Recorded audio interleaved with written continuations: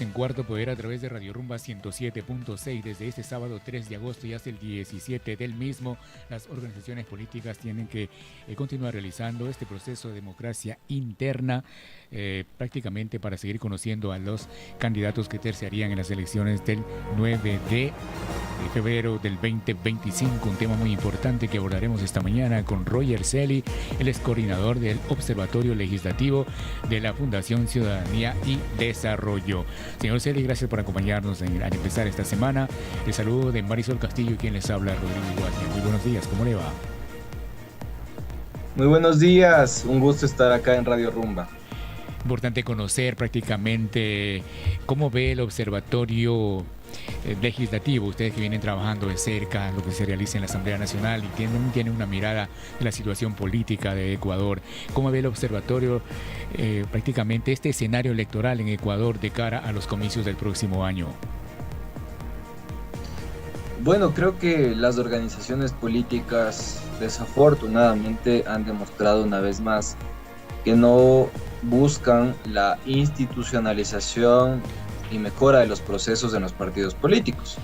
Muestra de ello es que al menos dos organizaciones políticas, de lo que ya se conoce extraoficialmente, incluyeron en sus precandidaturas a personajes que no son militantes, que son afines nada más al proyecto político, e incluso en una de las organizaciones políticas incumplen su propio reglamento, que establece que se debe tener una militancia o adherencia durante 2 años para poder ser precandidato. En ese sentido, ese gran ejemplo que dan las organizaciones políticas del país nos muestra que posiblemente en el 2025, a pesar de que la ciudadanía quiera un cambio en su sistema político, pues no lo vamos a tener, porque posiblemente se repitan las mismas lógicas y el mismo trabajo y gestión, al menos en el Parlamento Nacional. Ahora, a nivel ejecutivo, pues creo que las cartas que se están por jugar son muchas aún y anticipar un escenario político sería muy temprano. Lo que sí se puede anticipar y decir con mucha claridad es que los problemas del país no se pueden resolver netamente con una pugna partidista, con peleas políticas, sino que los problemas del país requieren medidas estructurales, no solo en economía, en seguridad, salud, educación, sino también en el diseño institucional ecuatoriano. ¿Qué está pasando con nuestras instituciones? ¿Están funcionando los 5 poderes del Estado, las 5 funciones del Estado?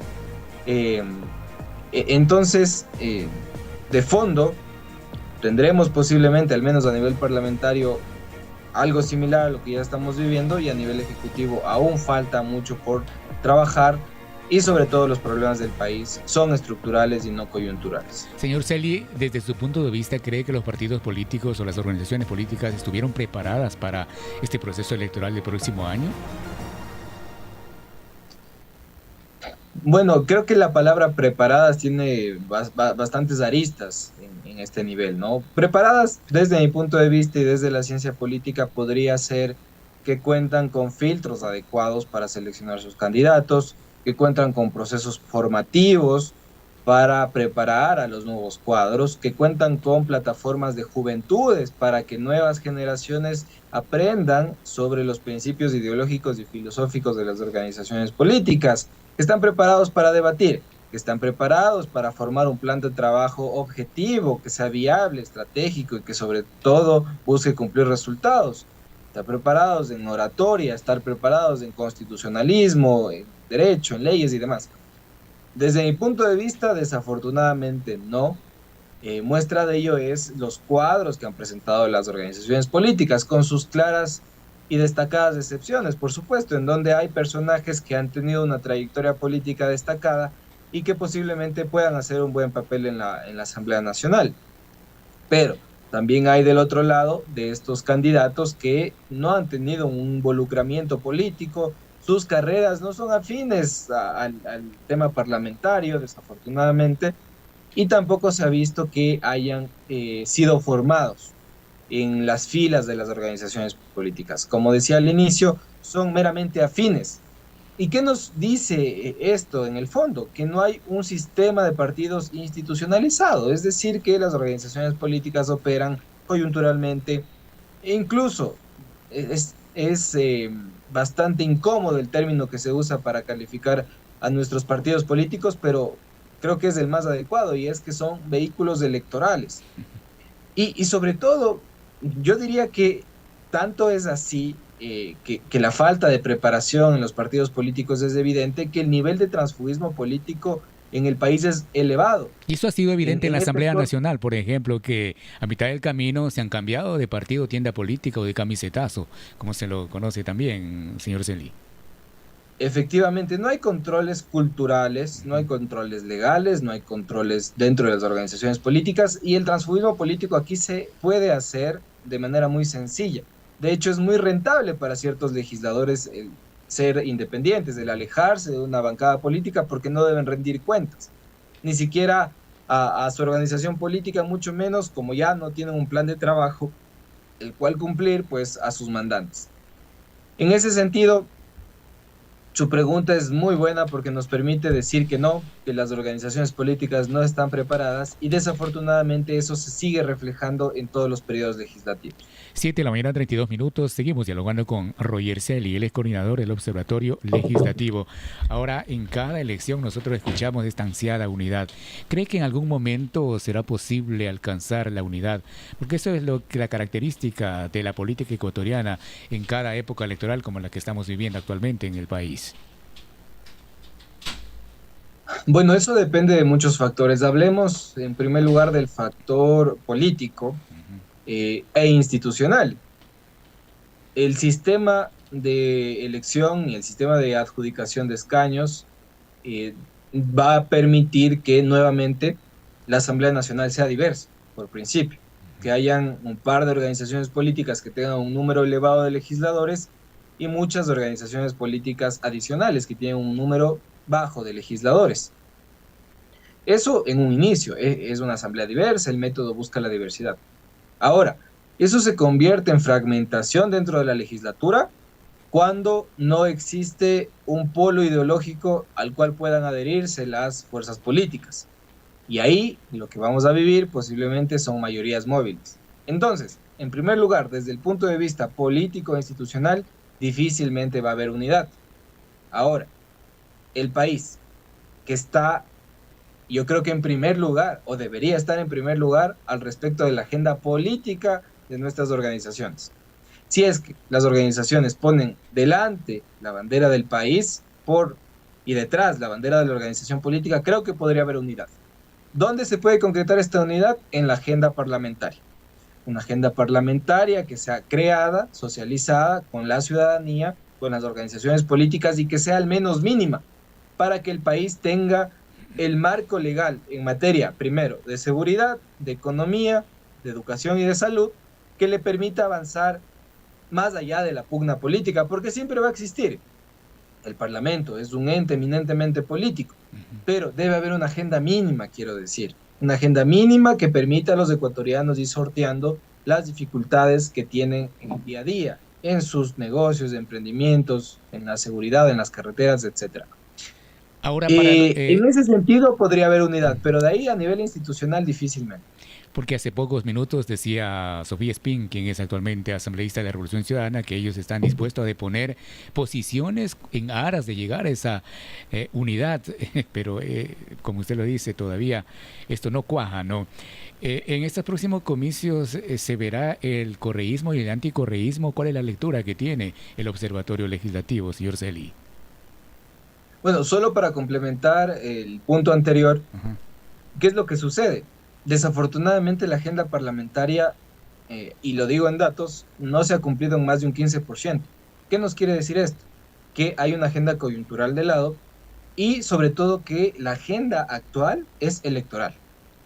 Entonces, ni siquiera, estimados ciudadanos, la pugna se da por ideas, por economía, por sociedad, por seguridad, por ideas de salud, por el modelo económico del país, sino se da por la mera política. Entonces, por eso decía que para que haya unidad, en primer lugar se debe anteponer la bandera del país y luego la bandera de las organizaciones políticas. Al respecto de lo segundo, aparentemente las cifras demuestran que existe todavía esta polarización ya no generalizada de lo que podría ser el correísmo, anticorreísmo. Electoralmente parece que eso sigue sucediendo, eh, pero me parece que en la Asamblea Nacional esto ha bajado en gran medida.